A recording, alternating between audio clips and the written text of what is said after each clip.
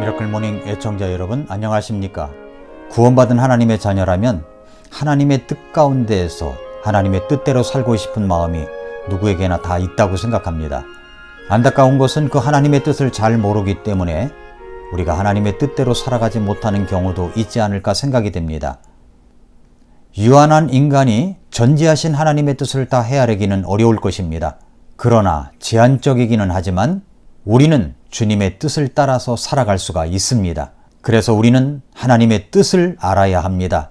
어떤 청년이 차를 타고 가다가 함께 여러 사람과 함께 이동할 그런 상황이었습니다. 그래서 성경자 뒤편에 가운데 자기 청년 남자 형제가 앉고 양옆에 이제 자매가 앉았습니다. 그래서 이제 이동을 하는데 차가 이제 비포장도로를 달리고 있기 때문에 이리 쏠리고 저리 쏠리는 일이 일어났습니다. 근데 오른쪽에는 자기가 좀 좋아하는 자매가 앉았고 왼쪽에는 자기가 그저 그런 자매가 앉았습니다. 왼쪽으로 쏠릴 때는 이 청년 형제가 시험에 들게 하지 마옵소서라고 기도를 했습니다. 근데 이것이 또 쏠려가지고 오른쪽으로 쏠리는 것이었습니다. 오른쪽으로 쏠리니까 뜻대로 하시옵소서 했다는 것입니다. 좀 우스운 이야기지만 하나님의 뜻이 어디 있는가 우리가 참 이걸 알아볼 필요가 있습니다. 자, 그 뜻대로 하나님의 뜻대로 여러분은 살아가고 있다고 확신하십니까? 하나님의 뜻이 과연 무엇일까요? 어떻게 우리는 하나님의 뜻을 알 수가 있습니까?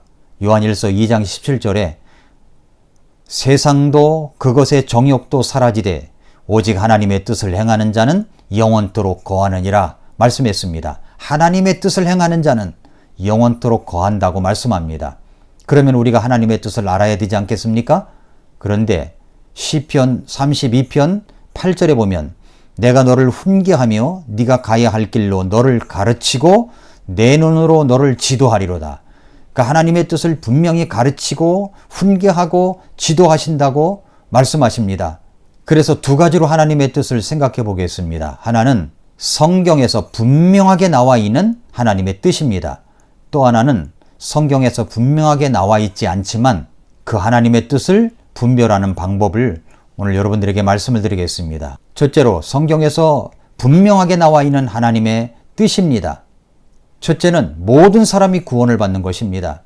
디모데전서 2장 4절에 하나님은 모든 사람이 구원을 받으며 진리를 아는 데 이르기를 원하신다라고 말씀했습니다. 하나님은 모든 사람이 구원받기를 원하십니다. 마태복음 7장 21절에 내게 주여 주여 하는 자마다 다 하늘의 왕국에 들어가지는 아니하고 오직 하늘에 계신 내 아버지의 뜻을 행하는 자라야 들어가리라. 그 아버지의 뜻이 무엇입니까? 그 아버지의 뜻이 요한복음 6장 39절 40절에 보면 나를 보내신 아버지의 뜻은 이것이니 곧 그분께서 내게 주신 모든 것 중에서 내가 하나도 잃지 아니하고 마지막 날에 그것을 다시 일으키는 것이니라. 나를 보내신 분의 뜻은 이것이니 곧 아들을 보고 그를 믿는 모든 자가 영존하는 생명을 얻는 것이니라. 마지막 날에 내가 그를 일으키리라 하시니라. 하나님의 뜻이 무엇입니까? 모든 사람들이 구원받는 것이 하나님의 뜻입니다. 이건 분명하죠? 사람들 가운데 하나도 잃어버리지 아니하고 모두 다 구원받는 것이 하나님의 뜻입니다. 저도 여러분도 그렇기 때문에 구원을 받은 것이고 아직 구원받지 못한 여러분의 가족들, 이웃들, 친척들, 친구들도 구원받아야 될 사람들인 것입니다. 예수님이 오신 것은 잃어버린 자를 찾아 구원하시기 위해서 오셨습니다. 두 번째, 하나님의 뜻은 우리가 거룩히 구별되어 살아가는 것이 하나님의 뜻입니다. 데살로니가전서 4장 3절에 보면 하나님의 뜻은 이것이니 곧 너희가 거룩히 구별되는 것이라.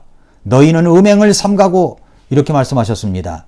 하나님의 뜻은 우리가 거룩히 구별되어 생활하는 것입니다. 이것이 하나님의 뜻입니다. 분명하게 나타난 하나님의 뜻 세 번째는 기뻐하며 기도하고 감사하는 것입니다. 데살로니가전서 5장 16절부터 18절에 보면 항상 기뻐하라, 쉬지 말고 기도하라, 모든 일에서 감사하라. 이것이 그리스도 예수님 안에서 너희에 대한 하나님의 뜻이니라. 하나님의 뜻이 분명하죠? 하나님의 뜻이 뭡니까? 항상 기뻐하는 겁니다. 쉬지 말고 기도하는 것입니다. 그리고 범사에 모든 일에서 감사하는 것입니다. 이게 하나님의 뜻입니다. 네 번째는 우리가 예수님 안에서 우리의 신앙이 자라가는 것입니다. 베드로 후서 3장 18절에 오직 은혜 안에서 자라고 우리 주 곧 구원자 예수 그리스도를 아는 것에서 자라라. 자라가야 되는 것. 하나님의 분명한 뜻입니다. 자라가지 아니하면 기형아가 될 수가 있습니다. 우리는 성장해 가야 됩니다. 성숙해 가야 됩니다. 이것이 하나님의 뜻입니다. 다섯 번째, 복음을 전하는 것입니다. 세계 선교를 하는 것입니다. 사도행전 1장 8절과 마태복음 28장 19절과 20절은 예수님께서 우리에게 직접적으로 명령으로 주신 내용입니다. 명령이니까 분명히 하나님의 뜻인 것이 틀림이 없습니다. 그러므로 우리는 내가 있는 지역에서부터 시작을 해서 이웃들에게 그리고 도시에 그리고 우리나라의 세계 곳곳에 오지에 복음을 전할 책임이 있습니다. 전도와 세계 선교는 우리의 책임입니다. 이것은 하나님의 분명한 뜻입니다. 여섯 번째, 함께 모여 예배를 드리는 것입니다. 요한복음 4장 23절 24절에 그러나 참되게 경배하는 자들이 영과 진리로 아버지께 경배할 때가 오나니 곧 지금이라. 이는 아버지께서 자기에게 그렇게 경배하는 자들을 찾으시기 때문이니라. 하나님은 영이시니 그분께 경배하는 자들이 반드시 영과 진리로 그분께 경배할지니라 하시니라. 영과 진리로 예배하는 것이 바로 하나님의 뜻입니다. 그래서 우리는 모여서 예배를 드려야 됩니다. 히브리서 10장 24절 25절에 서로를 살펴보아 사랑과 선한 행위에 이르도록 격려하며 어떤 사람들의 습관과 같이 우리의 함께 모이는 일을 패하지 말고 서로 권면하되 그날이 다가옴을 너희가 볼수록 더욱 그리하자 말씀했습니다. 이때 당시만 해도 히브리 그리스도인들에게 이 편지를 보낼 때 그들이 핍박 때문에 흩어져 있는 사람들이었습니다. 그럼에도 불구하고 모이기를 패하는 어떤 사람들의 습관과 같이 하지 말고 그날이 가까움을 볼수록 더욱 함께 모이기를 힘쓰라고 말씀하고 계신 것입니다. 그러므로 우리가 팬데믹 코로나19 상황 속이라고 할지라도 우리는 어떻게 해서든지 우리가 방역 체계를 잘해서라도 함께 모이기를 힘써야 되는 것입니다. 예배 오라고 하면은 예배당에 오지 않는 사람들이 카페니, 백화점이니, 다른 시장이니, 마트니 이런 곳은 다 갑니다. 여러분, 예배당도 방역을 잘하고 있습니다. 최선을 다해서 방역을 하고 마스크 쓰고 거리 떨어져 앉고 들어올 때 발열 체크하고 그리고 손세정제로 소독하고 그리고 예배를 드리고 있습니다. 점심도 먹지 않고 그리고 예배 드리자마자 가고 있습니다. 우리는 서로 모이기를 힘써야 됩니다. 모이기를 패하는 어떤 사람들의 습관과 같이 하지 마십시오.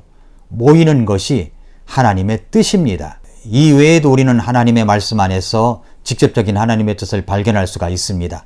하나님의 뜻이란 제목을 가지고 여러분이 성경을 읽을 때마다 직접적으로 나타나는 하나님의 뜻을 한번 써내려가 보시기를 바랍니다. 그렇다면 성경에서 분명하게 하나님의 뜻이라고 언급하지 않았지만 우리가 이것은 분명히 하나님의 뜻이구나 확신을 갖고 움직일 수 있게 하는 것이 무엇이 있을까요? 첫째로 하나님의 뜻은 하나님의 말씀을 통해서 알 수가 있습니다. 말씀을 읽다 보면 확신이 생깁니다. 이게 하나님의 뜻인가 아닌가 할 때 하나님의 말씀으로부터 오는 확신이 생깁니다. 시편 119편 105절에서 주의 말씀은 내 발의 등불이요 내 길의 빛이니이다 말씀했습니다.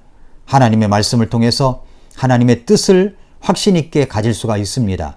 두 번째로는 하나님의 뜻은 기도를 통해서 알 수가 있습니다. 시편 143편 8절에 보면 내가 주를 신뢰하오니 아침에 나로 하여금 주의 인자하심에 대하여 듣게 하소서.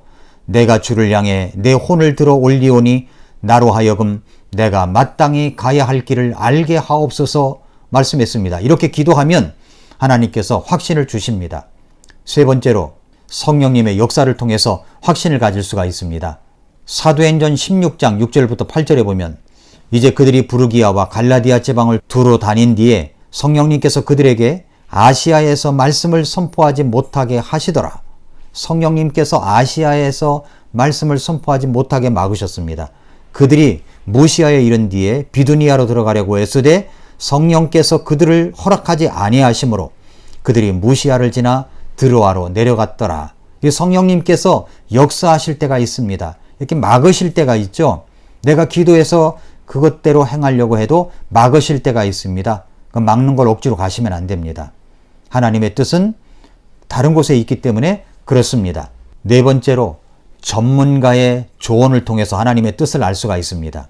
잠언 15장 22절에서 조언이 없으면 계획들이 실패하되 조언자가 많으면 그것들이 굳게 서느니라 말씀을 했습니다. 전문가의 조언을 들을 수 있어야 됩니다. 사업을 시작하려고 하는 사람이 그의 타당성을 살펴보며 기도하는데 영적인 조언도 필요하겠지만 사실은 전문가의 조언이 필요한 것입니다. 그래서 전문가의 집중적인 조사와 상담이 필요한 것입니다. 전문가를 통해서 바로 그 이야기하는 것이 하나님의 뜻일 수 있다는 것을 기억하십시오. 마지막으로 환경입니다. 환경이 그렇게 갖추어져서 나를 인도할 때가 있습니다. 빌립보서 1장 12절부터 14절에서 그러나 형제들아 내게 일어난 일들이 도리어 복음을 진전시키는 기회가 된 줄을 너희가 알기를 내가 원하노라. 그리하여 그리스도 안에서 내가 결박당한 일이 온 궁궐안과 다른 모든 곳에 드러나게 되었고 주 안에 있는 형제들 중에 많은 이들이 내가 결박당한 일로 인해 확신을 갖게 되어 두려움 없이 말씀을 더욱 담대히 말하게 되었느니라. 그 사도 바울이 이때 감옥에 있었는데 그는 결박당한 환경 속에 있었습니다. 그것이 어떻게 복음 전도에 도움이 될 수 있겠습니까마는 그러나 하나님께서는 사도 바울이 처한 환경을 통해서 복음이 전파될 수 있도록 사람들의 마음을 움직이시는 것을 이 말씀을 통해서 우리가 볼 수가 있습니다. 하나님이 하나님의 뜻을 말씀하실 때 환경도 역할을 한다는 것 기억해 주시기 바랍니다. 예수님께서 겟세마네 동산에서 기도하셨습니다. 누가복음 22장 39절부터 42절에 보면 그분께서 나가사 늘 하시던 대로 올리브산으로 가시매 그분의 제자들도 그분을 따라갔더니 그분께서 그곳에 계시면서 그들에게 이르시되 너희가 시험에 빠지지 않게 기도하라 하시고 그들에게서 물러나 돌을 던지면 닿을 수 있는 곳으로 가사 무릎을 꿇고 기도하며 이르시되 아버지여 만일 아버지의 뜻이거든 이 잔을 내게서 옮기시옵소서. 그러나 내 뜻이 아니었고 오직 아버지의 뜻이 이루어지기를 원하나이다 하시니 주님은 하나님의 뜻을 구할 때 자신이 원하는 바를 구하긴 하셨지만 내 뜻대로 마옵시고 아버지의 뜻대로 해달라고 기도하셨습니다. 사랑하는 애청자 여러분, 하나님의 뜻은 성경 말씀을 통해서 알 수가 있습니다. 간절한 기도를 통해서 알 수 있습니다. 성령님의 역사를 통해서 알 수가 있습니다. 전문가의 조언을 통해서도 알 수 있고요. 환경을 통해서도 알 수가 있습니다. 여러분의 재능도 한몫할 것입니다. 하나님의 뜻대로 살면 기쁨이 있습니다. 행복이 있습니다. 하나님의 뜻을 알고 깨닫는 대로 감동이 있는 대로 그 뜻을 실천하며 행복을 누리는 애청자 여러분들이 되실 수 있으시기를 축복합니다. 아침마다 새롭다. 오늘도 미라클 모닝입니다.